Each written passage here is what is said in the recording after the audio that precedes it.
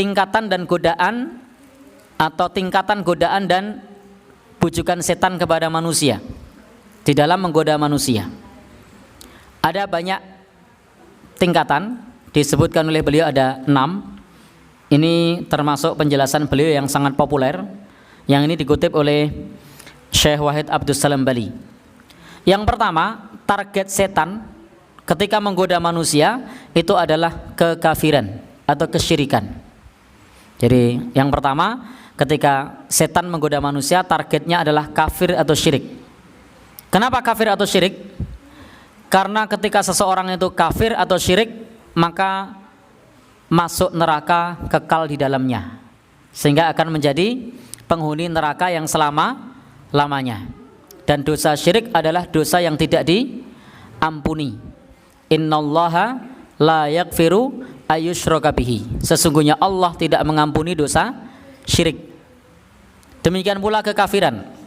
Kalau orang sudah kafir, sudah murtad dari Islam, maka amalnya tidak akan diterima. Fala yuqbala minhu wa huwa fil akhirati minal khasirin. Tidak akan diterima amalnya dan di akhirat termasuk orang yang rugi.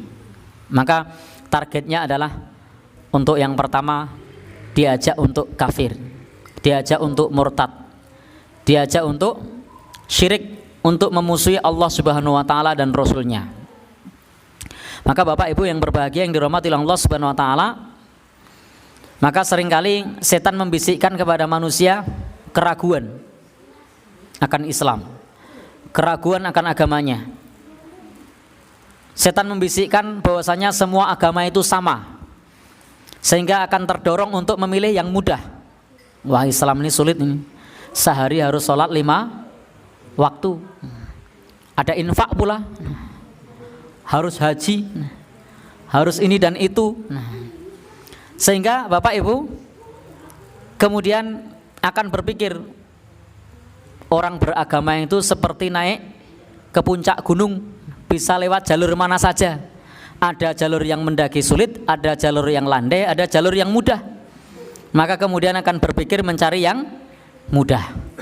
Padahal paham ini adalah paham yang tidak benar. Karena innad-dina indallahil Islam. Agama yang hak di sisi Allah adalah Islam. Jangan ikuti bisikan setan. Wala tattabi'u khutuwatis syaiton. Dan janganlah mengikuti langkah-langkah setan. Maka kalau setan sudah berhasil, maka Bapak Ibu yang berbahagia yang dirahmati Allah Subhanahu wa taala, ia akan mengangkatnya sebagai tentara dan pasukan militernya.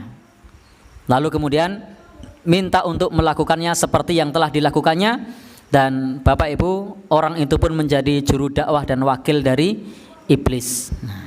Jadi inilah target utamanya. Karena kalau sudah kufur, karena kalau sudah syirik, maka tujuan utamanya sudah berhasil. Kalau ternyata yang pertama ini tidak berhasil, maka akan menempuh jalur yang kedua.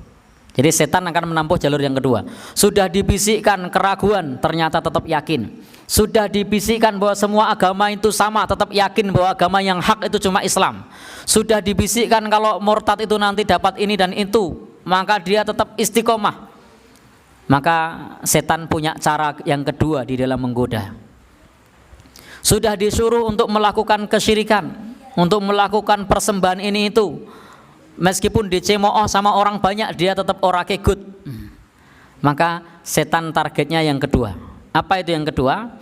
Untuk melakukan ritual agama yang tidak ada tuntunannya. Jadi ini target yang kedua. Kenapa ini yang dipilih? Karena orang seringkali kalau sudah melakukan ritual agama yang tidak ada tuntunannya, itu tidak menyadari terjatuh dalam kesalahan. Jadi seringkali orang yang melakukan ritual agama yang tidak ada tuntunannya, itu tidak menyadari kalau terjatuh dalam kekeliruan. Maka lebih sulit mengingatkan orang yang melakukan ritual agama yang tidak ada tuntunannya dibandingkan orang yang melakukan maksiat.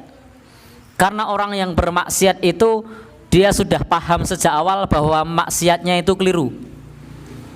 Orang yang mau mencuri itu sudah paham kalau mencuri itu keliru. Tetapi orang yang melakukan ritual agama yang ritual tersebut tidak dituntunkan, maka dia tidak menyadari bahwa dirinya terjatuh dalam kekeliruan. Maka ini menjadi target syaitan yang kedua. Jadi targetnya bagaimana manusia tersebut melakukan perbuatan yang tidak ada tuntunannya. Syekh Wahid Abdul Salam Bali menyebutkan hal ini lebih disukai setan daripada kefasikan dan kemaksiatan. Jadi ritual agama yang tidak ada tuntunannya itu lebih disukai setan daripada kemaksiatan dan kefasikan. Sebab bahayanya akan menimpa agama. Agamanya tidak lagi ori, tidak lagi orisinil, tidak lagi asli, tidak lagi sesuai sunnah. Maka agamanya akan rusak. Karena orang melakukan ritual agama tidak lagi menggunakan Al-Quran dan As-Sunnah, pakai perasaan, pakai amalan-amalan yang sifatnya dhon, persangkaan-persangkaan, membaca lafaz tertentu 1000 kali, sampai ngumpulkan jagung 10.000, sampai ngumpulkan kedelai berapa? 7.000 misalnya, dibaca sekian kali yang tidak ada tuntunannya. Bapak Ibu, kalau ternyata cara ini tidak berhasil, setan masih punya perangkap berikutnya. Jadi perangkap satu lolos, maka masih ada perangkap yang kedua. Ibarat orang perang, ranjau itu tidak cuma satu, ranjaunya banyak. Ranjau satu lolos, maka masih ada ranjau yang lain. Jangan senang dulu di medan perang. Kalau ranjaunya sudah meletus, lalu kemudian menganggap dirinya sudah aman, padahal masih ada ranjau yang lain. Maka Bapak Ibu, karena ritual yang tidak ada tuntunannya ini, seringkali mereka tidak menyadari bahwa itu adalah perbuatan dosa, padahal menyelisih dakwah Rasulullah Sallallahu Alaihi Wasallam. Jadi seringkali tidak merasa. Dan jika orang sudah melakukan sesuatu yang tidak ada tuntunannya, biasanya juga mudah untuk diarahkan kepada kesyirikan dan tidak menyadari bahwasanya itu adalah kesyirikan. Kemudian dibuat sanepo, dupo, dudu opo-opo. Nah, seolah-olah meremehkan bahwasanya itu bukan kesyirikan, itu bukan sesuatu yang tidak ada tuntunannya. Memang awalnya dupo, dudu opo-opo, tetapi dalam keyakinannya kalau saya tidak melakukan ini akan terjadi malapetaka, akhirnya terjatuh juga dalam kesyirikan karena menganggap kalau tidak ngobong dupo dianggap nanti ada malapetaka. Dan biasanya dibisikkan dengan macam-macam, kalau tidak melakukan ini nanti akan celaka, kalau tidak melakukan itu nanti akan binasa, kalau itu ditinggalkan nanti tanggung sendiri akibatnya. Sering mendengar yang begitu? Iya. Jadi sehingga awalnya memang sesuatu yang tidak ada tuntunannya, tapi lama-lama keyakinannya menjatuhkan dan menjerumuskan pula dalam kesyirikan. Karena meyakini bisa mendatangkan malapetaka, meyakini bisa mendatangkan manfaat. Saya baru saja tadi ada yang bertanya, mau menikah dihalangi sama orang tuanya. Kenapa? Karena orang tuanya ini memahami anaknya tidak cocok.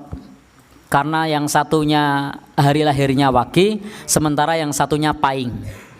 Katanya kalau Geing tidak akan sukses. Jadi pengaruh sukses dan tidak itu tidak ditentukan oleh Wage dan Paing. Allah Subhanahu wa taala yang sudah menjamin rezeki masing-masing.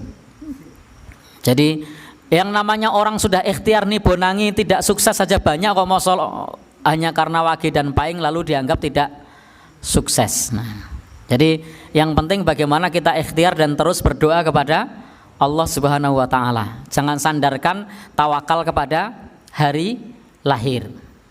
Apakah kemudian kalau pasangannya bukan Paing lalu sukses? Nah, belum tentu. Nah, sehingga Bapak Ibu, itu bukan ukuran, bukan tingkatan untuk kemudian menjadi sukses. Baik, di bab ini kalau ternyata gagal melancarkan cara yang kedua, untuk ritual yang tidak ada tuntunannya ini macam-macam ya. Saya tidak perlu sebutkan satu persatu karena pembahasan tentang masalah ini nanti bisa melebar. Saya sampaikan saja secara umum ritual agama yang tidak ada tuntunannya. Karena kalau dalam muamalah itu silahkan inovasi. Dalam masalah teknologi silahkan inovasi. Silahkan berkreasi. Itu dalam masalah dunia. Nabi sendiri berkata, antum a'lamu bi umuri dunyakum. Kalian lebih tahu dengan urusan dunia kalian. Jadi kalau urusan dunia silahkan kreasi. Silahkan untuk berinovasi. Tapi kalau agama jangan sekali-kali berinovasi. Bikin tata cara sholat sendiri, ya tidak diterima. Bikin tata cara zikir sendiri, diracik sendiri, ya tidak diterima. Karena prinsip di dalam ibadah itu, satu harus iman kepada Allah, Islam. Dua harus ikhlas. Tiga harus ittiba. Maka harus terpenuhi tiga syarat ini. Kalau tiga syarat ini tidak dipenuhi, maka tidak akan diterima. Jadi wajib beriman Islam. Kalau ada orang tidak iman Islam kok melu sholat, yo konyol. Karena harus syahadat dulu, iman Islam dulu. Yang kedua, dia sudah iman Islam kok melakukannya tidak ikhlas, sama juga tidak diterima. Dia melakukannya sudah ikhlas, tapi ternyata ritual agamanya tidak dituntunkan. Tidak dituntunkan. Harus dilakukan malam Jumat. Jadi harus dilakukan malam Jumat misalnya. Sebelumnya hari Kamis harus berpuasa. Setelah itu diawali rokaat pertama surat ini, rokaat kedua surat itu setelah selesai membaca zikir tertentu 27 kali misalnya. Nah tuntunannya dari mana? Tetapi orang awam seringkali mengatakan, loh kan baik toh disuruh sholat. Permasalahan di dalam ibadah ini bukan masalah baik atau tidak baik, tapi ada tuntunannya atau tidak. Jadi ada tuntunannya atau tidak. Lalu kemudian mereka mengatakan lagi, loh kan tidak ada larangannya. Di dalam masalah ibadah itu jangan pakai larangan. Ada enggak tuntunannya? Jika hanya karena tidak ada larangannya, niscaya sholat subuh 5 rakaat pun tidak ada larangannya. Coba tunjukkan sama saya, mana larangan sholat subuh 5 rakaat? Ada enggak? Enggak ada. Tapi bagaimana kalau sholat kita subuhnya langsung 5 rakaat? Maksudnya untuk apa? Biar sekalian berkeringat. Berpahala apa enggak? Lo kan enggak ada larangannya. Ada larangannya enggak? Enggak ada. Kenapa enggak boleh? Karena tidak sesuai tuntunan. Nah orang seringkali mengatakan, lo kan enggak ada larangannya. Maka Bapak Ibu yang berbahagia, dalam ibadah jangan tanya larangan, tapi tanya ada tuntunannya apa enggak. Kalau tidak ada tuntunannya tidak usah dikerjakan. Karena andai hanya ukurannya tidak ada larangannya, maka Bapak Ibu yang berbahagia, sholat zuhur setelah isya itu tidak ada larangannya. Ada larangannya enggak? Tidak ada. Nabi tidak pernah mengatakan janganlah kalian sholat zuhur setelah isya. Tidak pernah. Tapi kalau sholat zuhur setelah isya bagaimana? Tidak diterima karena tidak sesuai tuntunan. Nah, jadi itu untuk memudahkan memahami saja. Sehingga jangan bertanya tentang masalah larangan. Baik, tingkatan yang ketiga yaitu menjatuhkan manusia, menggoda manusia untuk melakukan dosa besar, al-kabair. Pertama, diajak kafir, gagal. Yang kedua, diajak melakukan ritual yang tidak ada tuntunannya, gagal. Maka yang ketiga akan menggoda untuk melakukan dosa besar. Maka setan begitu suka menggoda manusia untuk terjatuh ke dalam dosa besar, seperti perzinaan, seperti Bapak Ibu yang berbahagia yang dirahmati oleh Allah Subhanahu wa taala. Dosa besar itu jumlahnya sangat banyak. Imam Az-Zahabi itu menyebutkan di dalam bukunya ada 70 dosa besar. Sehingga kalau kemudian dikerjakan maka sudah terjatuh dalam dosa-dosa besar. Untuk memakan harta riba itu juga dosa besar. Untuk apa lagi? Memakan harta anak yatim itu dosa besar. Untuk apa lagi? Membunuh itu dosa besar. Untuk apa lagi? Saksi palsu itu dosa besar. Dan sekarang hari ini saksi palsu itu dianggap legal. Saya kasih contoh saksi palsu yang dianggap legal. Di satu kantor, saya tidak menyebut kantor tertentu ya, saya bilang di satu kantor, saya tidak menyebut instansi tertentu. Di satu kantor sudah jelas-jelas semuanya tidak ada yang berangkat, lalu kemudian atasannya mengatakan tolong tanda tangannya dirapel semua karena besok mau cair dana. Kira-kira mereka ngerapel tanda tangan apa enggak? Dirapel. Kalau bertanda tangan itu berarti dia bersaksi dirinya hadir, ya kan? Padahal hadir apa enggak? Tidak. Berarti menyaksikan dirinya hadir atau bahkan menyaksikan orang lain hadir. Padahal tidak hadir. Sudah berbohong, bersaksi palsu pula. Nah, Bapak Ibu yang berbahagia yang dirahmati Allah, kemudian dalam membuat laporan, jumlah dananya dengan belanjanya tidak sama, angka akhirnya tidak sama, tapi dicocok-cocokkan biar sama. Lalu kemudian semua menyetujui, yang menyetujui itu tahu kalau itu tidak sama, lalu tanda tangan. Itu kesaksiannya asli apa palsu? Palsu. Dosa besar apa ringan? Besar. Bapak Ibu, jadi kadang kita tidak menyadari bahwasanya itu adalah dosa besar. Ya. Ya, kalau tanda tangan absen itu kadang-kadang jatuhnya ke buhtan atau kedustaan. Jatuhnya ke dalam kedustaan. Tidak hadir menyatakan dirinya hadir. Lalu kemudian ya, nanda tangani temannya berarti bersaksi palsu. Jadi temannya tidak hadir, lalu kemudian kita nanda tangani, kita bersaksi bahwa teman kita hadir, padahal hadir enggak? Tidak. Dosa besar ya. Jadi banyak dosa besar di sekitar kita yang kita tidak menyadari itu adalah dosa besar.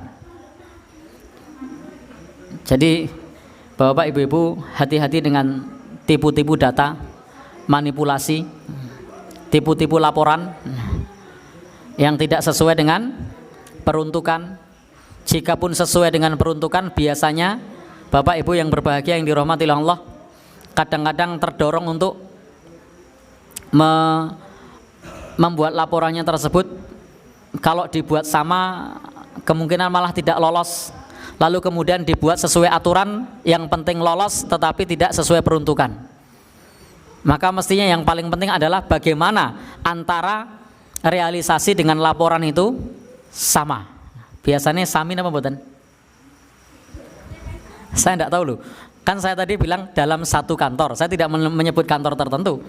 Jadi saya tidak tahu karena saya bukan orang kantoran, jadi tidak tahu. Ini cuma ilustrasi. Jadi ini cuma ilustrasi, tidak bermaksud menyinggung, tidak bermaksud apa menyindir, bukan. Karena saya juga bukan orang kantor, hanya ilustrasi.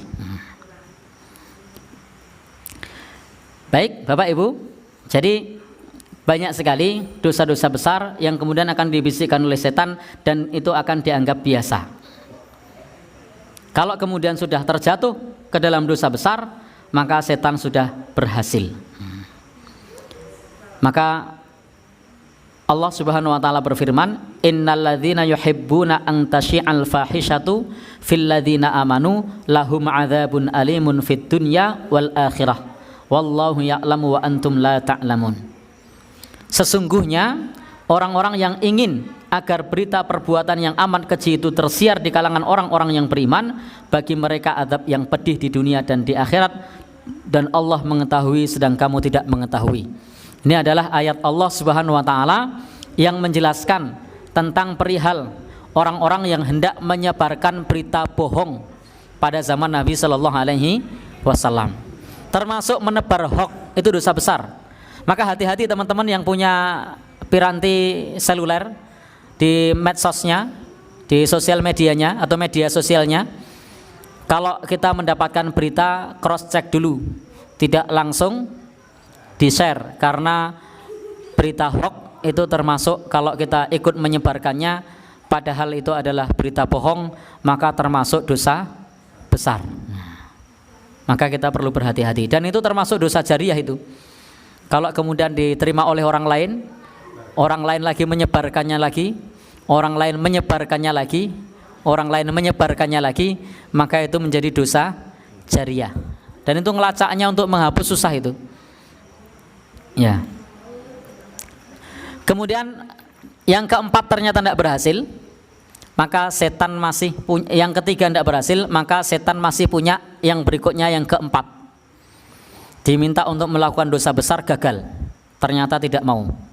Maka sebagaimana dijelaskan oleh Syekh Wahid Abdul Salam Bali dalam buku ini, yaitu setan membisikkan kepada as-shaghair, dosa-dosa kecil. Jadi dibisikkan kepada dosa-dosa kecil. Bapak ibu-ibu yang berbahagia yang dirahmati Allah, tidak ghaddul basar, tidak menundukkan pandangan kepada lawan jenisnya. Hobi nonton film yang membuka aurat, saya tidak sebut film apa namanya, banyak anak kecil soalnya. Maka ya Bapak Ibu, maka itu meskipun dosa kecil, kalau kemudian meremehkan, maka bisa terjatuh dalam dosa besar.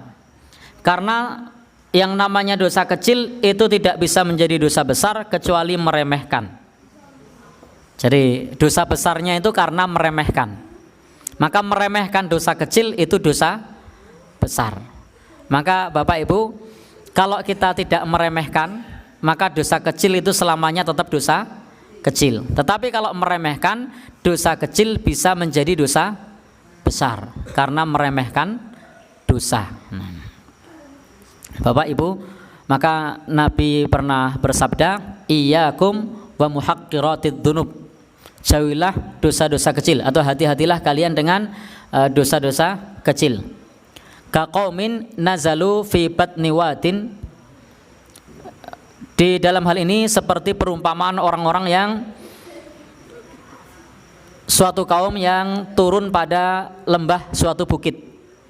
Jadi turun di lembah suatu bukit, yang satu datang membawa kayu dan yang satu lagi datang membawa kayu yang lain, hingga mereka semua membawa kayu yang dapat memasak roti mereka. Maka sesungguhnya dosa-dosa kecil jika dilakukan terus-menerus oleh pelakunya, niscaya akan membinasakannya.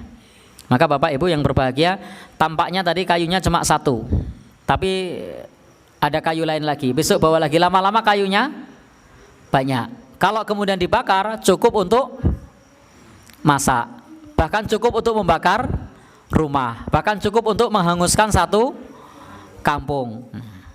Awalnya kan cuma kayu satu, besok bawa lagi, kan cuma satu, besok bawa lagi. Maka akan bertumpuk-tumpuk, dosa kecil akan bertumpuk-tumpuk menjadi banyak. Maka Bapak Ibu hati-hati dengan dosa kecil, karena setan akan menggoda kepada kita untuk bisa meremehkan dosa kecil. Bapak Ibu yang berbahagia yang dirahmati Allah, apabila setan tidak berhasil, jadi kalau setan tidak berhasil, maka setan akan menjerumuskan pada target yang kelima. Apa target yang kelima? Setan berusaha menyibukkan manusia dengan perkara-perkara yang mubah, yang tidak ada unsur pahala dan dosa. Tetapi risikonya ia akan kehilangan pahala karena sibuk terhadap perkara yang mubah. Jadi diajak kafir, tidak berhasil.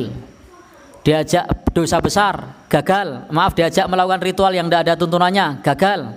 Diajak melakukan dosa besar, gagal lagi.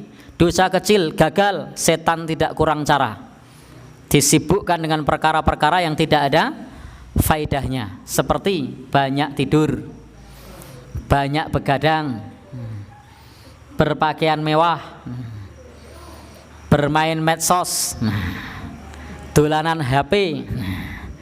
Jadi perkara-perkara yang mubah, ngobrol ngalor ngidul, ya, pit-pitan, mancing.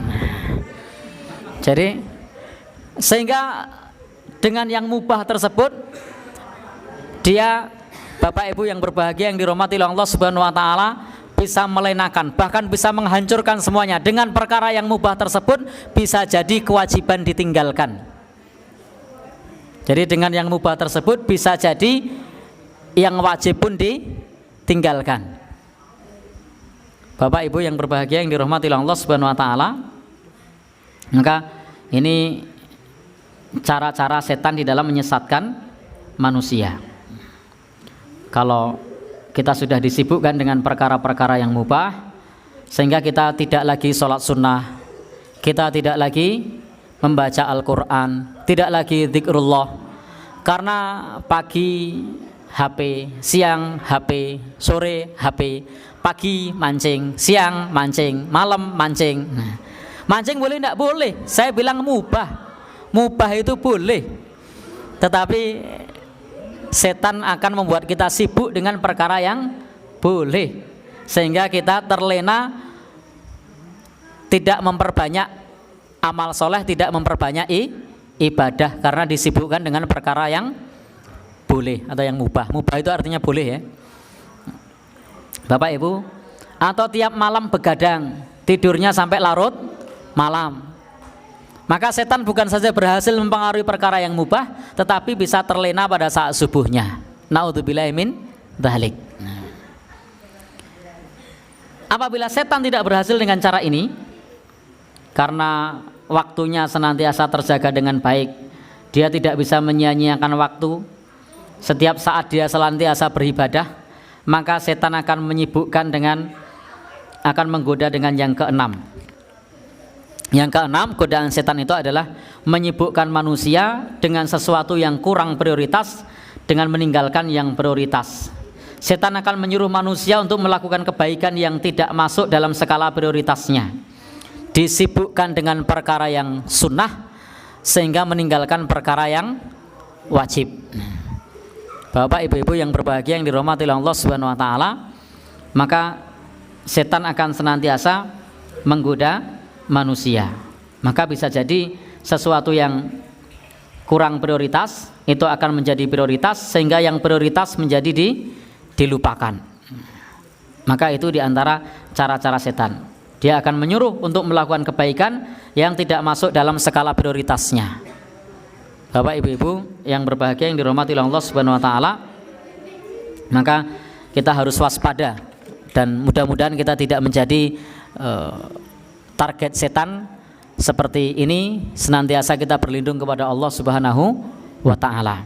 Sampai di sini kita cukupkan. Banyak salah, mohon maaf. Itulah 6 hal atau 6 langkah-langkah setan. Dan yang paling pokok, yang paling penting adalah jangan sampai kita terjatuh dalam kekufuran. Dan juga penting jangan sampai kita melakukan ritual yang tidak ada tuntunannya. Dan masih penting lagi, jangan sampai kita kemudian melakukan dosa besar. Yang perlu kita perhatikan, dosa kecil jangan diremehkan. Kemudian Bapak Ibu yang berbahagia yang dirahmati Allah, yang kelima, hendaknya kita bisa memanage waktu kita sehingga kita tidak terlena dengan sesuatu yang mubah.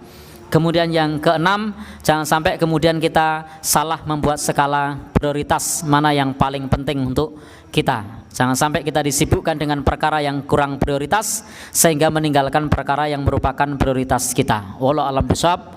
Kita cukupkan sekian dari saya, billahi taufik wal hidayah. Wassalamualaikum warahmatullahi wabarakatuh.